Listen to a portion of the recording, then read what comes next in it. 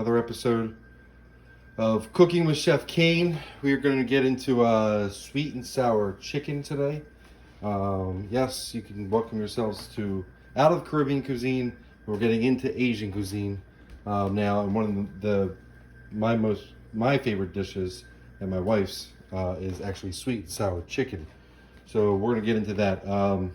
Keep in mind, a lot of what we're going to make here in class is going to be Chinese or Chinese American, right?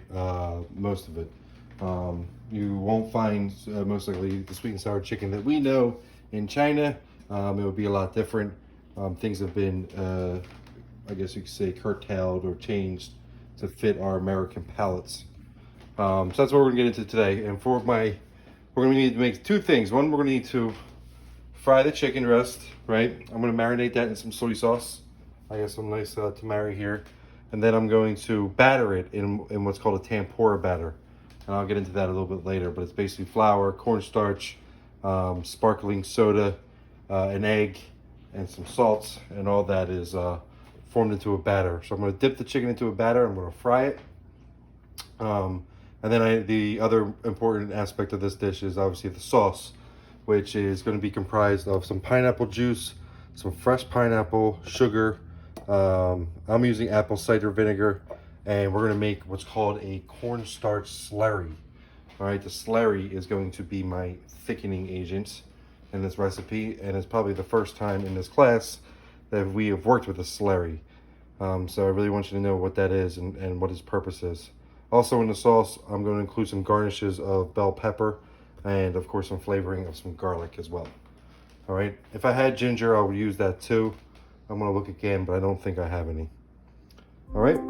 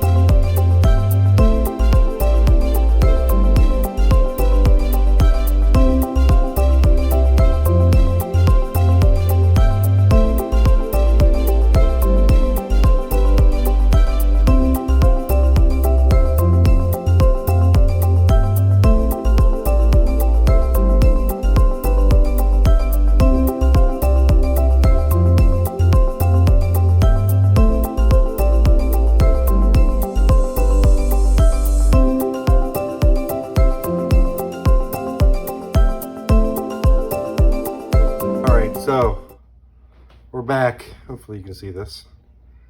All right, I'm gonna make the tempura batter real quick, and then I'm gonna move the camera over so that I can actually show you how to make the sauce and fry the chicken.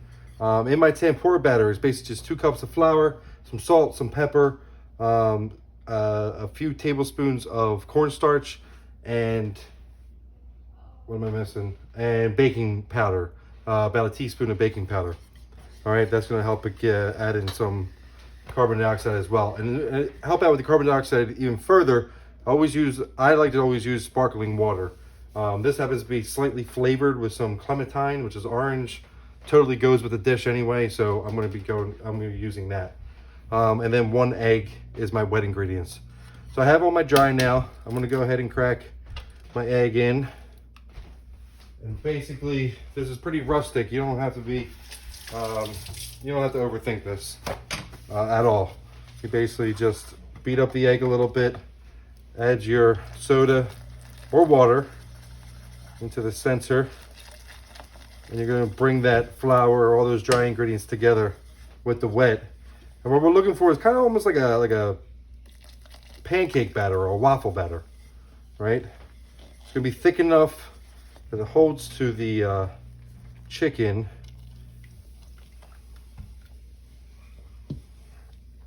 And that's also not super thin either. It should really be kind of spreadable or batter-like, if you will.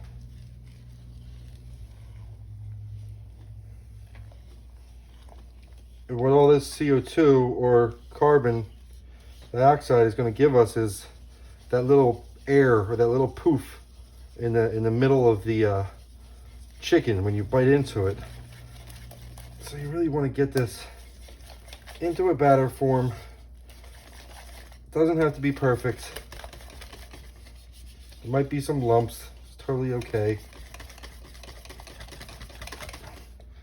That's about what I am looking for when I say batter like.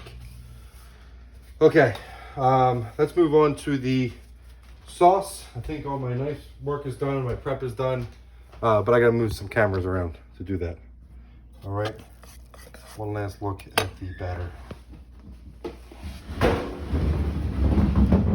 Okay, so we're back.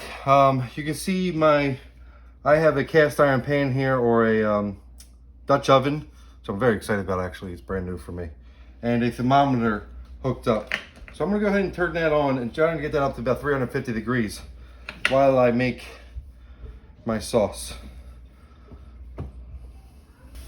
You know how I like my garlic right now. I like it light brown color to infuse the oil. Really trying to get all those aromatics out first. And then I'm gonna go in with my peppers. I'm not going to use all of them. I'll use about half.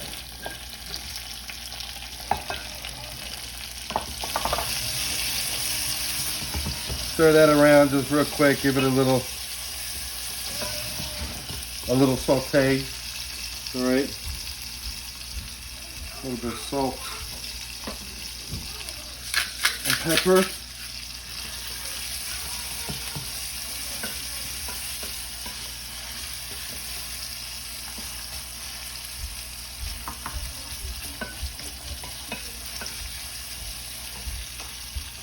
We go ahead and add the whites of my scallions.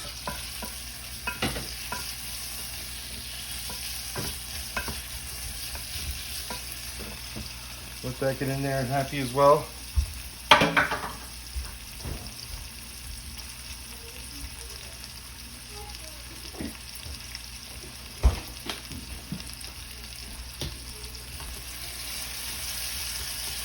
All right, I'm not really waiting for my vegetables to caramelize or anything. I'm just trying to get them a little bit softer than they were originally. All right, so now we're gonna go ahead with the rest of the ingredients. I got about all my measuring cups, to be honest, are in the dishwasher right now. So I'm gonna say this is a little more than 3/4 of a cup of pineapple juice. All right, I'm gonna add a 1/3 cup of apple cider vinegar.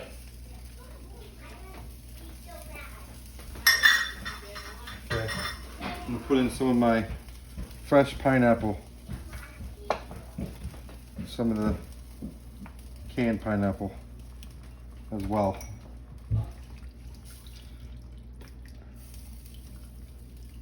All right, now the only thing left to do is to bring this to a boil and then hit it with a slurry.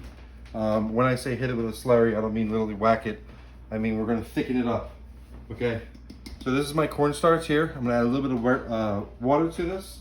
So it's equal parts cornstarch and water. And just like the batter you saw before, we kind of wanted to get into a batter-like consistency, kind of like the tempura batter. All that water is going to absorb. All right, you see it's a little thick and milky.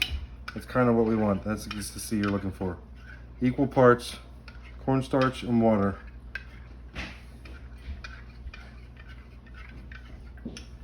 All right, one last ingredient that I failed to mention earlier. It's actually gonna give us a little bit of the sour taste, and it's also gonna give us some color. Yes, I did it.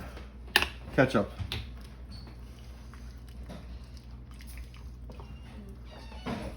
All right, so my ketchup's in now. All my vegetables are getting happy. My fruit's getting happy. The last thing I gotta do is tighten this up with a slurry. All right, if you wanna bring the color a little bit further along, you can.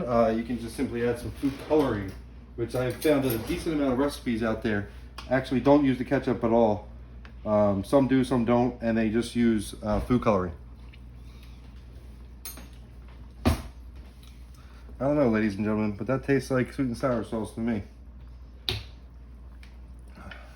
So now, let's tighten it up. I'm only gonna add about half of this at a time, and you're gonna see how much it really, really thickens up. It's almost like magic.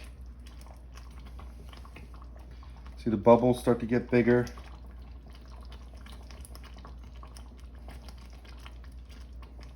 That's it. I'm not gonna need any more slurry than that.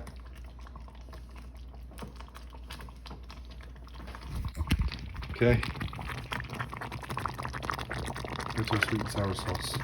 We're gonna set this aside now and let this calm down. Because right now it's boiling like crazy. All right, our sweet and sour sauce. Now over here you can see my thermometer is about 140. Let's crank this up and get frying. All right, I'm gonna pause this for now. All right, we're getting pretty hot now. We're probably about 360 degrees, it looks like. Yeah, a little over, even 370. But keep in mind the temperature of the chicken is going to drop drastically once I add it in there. So I put a little coating of cornstarch on the chicken. All right, and I really want to spread that around. And now I'm going to drop all of this chicken right into the batter. Kind of try and break it up as you go. This is a lot of chicken. I've only 2 breasts, but they were enormous. I don't know what they're feeding our chickens these days, but they're pretty much the size of turkeys.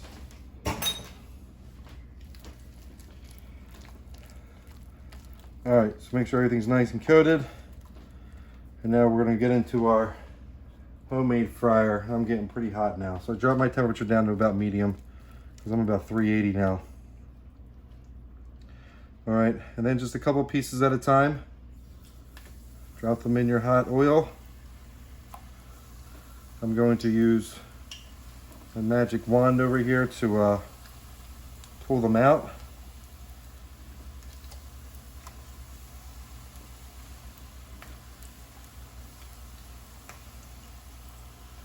Oh man, I can't tell you how excited I am about this Dutch oven. I mean, I don't know why, I just never had a proper, I've always had plenty of cast iron around. I've never had a good American-made Dutch oven. I'm not even trying to promote this, it's just, I'm excited about it. Anybody out there looking for something made in America, not in China, good quality cast iron, this is Milo, Meat Milo. All right, I'm just going to show you the first batch, and then you know, I'll probably put some music on or something for you guys to enjoy, and fast forward just a little bit more. We're nearing the end though. We're almost there. All you got to do is pretty much see the finished plate and see this chicken come out. It takes about 4 minutes. I want to say 350 degrees. You can see that, oh, you can't see, but the temperature of my oil has already dropped down to 360, and it keeps on dropping because the more and more food and product I put in there, the temperature is going to drop, right? And we're trying to maintain something around 350 degrees Fahrenheit. Let's let that fry for a minute. Should turn it slightly, a little light golden brown color, and we'll be good to go.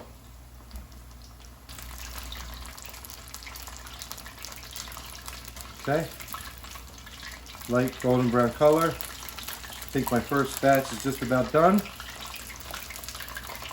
Start taking it out of the wheel. Really, really crispy. It crisps up nice from that that cornstarch that's in the batter, as well as a little bit of cornstarch I put on the chicken before I put it in the batter. Cornstarch. When you get into Asian cuisine, you're going to see a lot of cornstarch. All right.